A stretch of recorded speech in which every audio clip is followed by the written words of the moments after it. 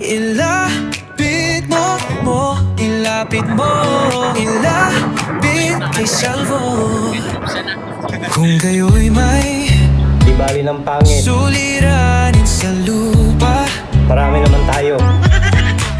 may pangambang baka ito'y mawala. Saan dito nagbabalik ang inyong Palupat Channel, mga Huwag lods. matakot, Meron lang tayong konting bahagi. At bago ko batiin pala, ay shout out ko muna yung ating mga kasamahan. may kakampi kayo sa laban ng karapatan. Diyan sa mga kaibigan Kaya natin, dyan dito nandiyan si sa Lados. kayo'y Si lumapit, Yores, si kasama nyo siya Arelio sa bawat Tinggola, saglit. Hindi Vice pababayaan, Mayor Linis Alberto, paninindigan Vice ang inyong tahanan. Mark Anthony, Ilapit kay shout out sa inyong lahat yan. Alex Flores, sa Dilo, ilalim ng batas, yan siya'y yung, matibay na mo. yan. Walang Tapos si Jeremy pag siya ang Aguilos, kasama.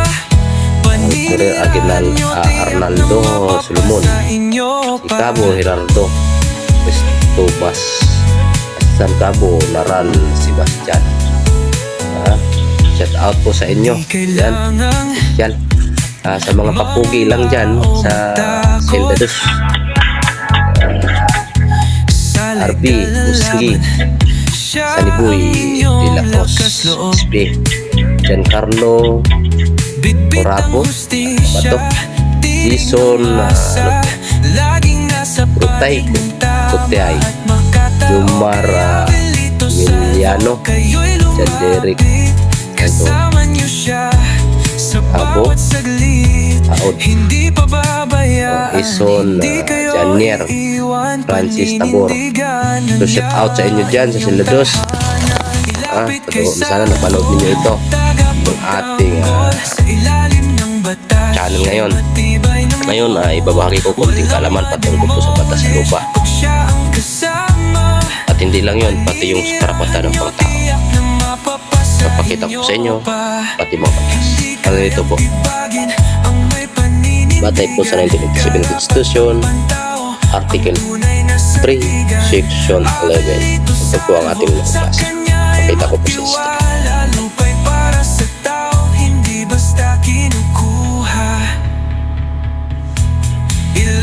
Yan, kita nyo na. At ngayon, batay din sa Rules of Court Rule 138, Section 34, Revised Penal Code. Ito po ang ating mababasa mga lods. Papakita ko po sa screen para maintindihan po ng lahat. Kaya abangan pa ninyo ating mga lapit na video mga lods. At pagdating sa positioning, ipapakita ko sa inyo ang karapatan ng bawat posisyon para hindi kayo mailigaw. Pakita ko.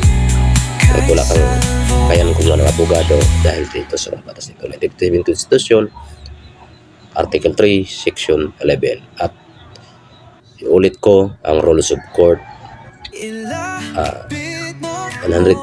Rule 138, Section 34. Ito po ang batayan natin. Po sa screen, ayan o. Ayan, Article 540, ayan yung nilalaman. At ito ang Article 541 at Article 1137. Ayan po, papakita ko sa screen. Ayan po, nakikita ninyo. So yan po ang ating mga katibayan. Basta nakaposisyon ka, mananatili ka, ipaglaban mo ang iyong pagkaposisyon. Gumawa ka lang po, gumawa ka ng barangay residency, kung ilang taon ka na dyan. Tapos pangalawa,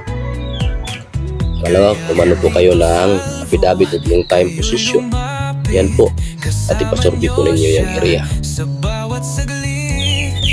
Pangatlo, tapos tanin nyo sa DNA kung ito ba'y nakatitle. So yan po muna ang mga ibahagi natin mga lods sa bawat kanina. Hey!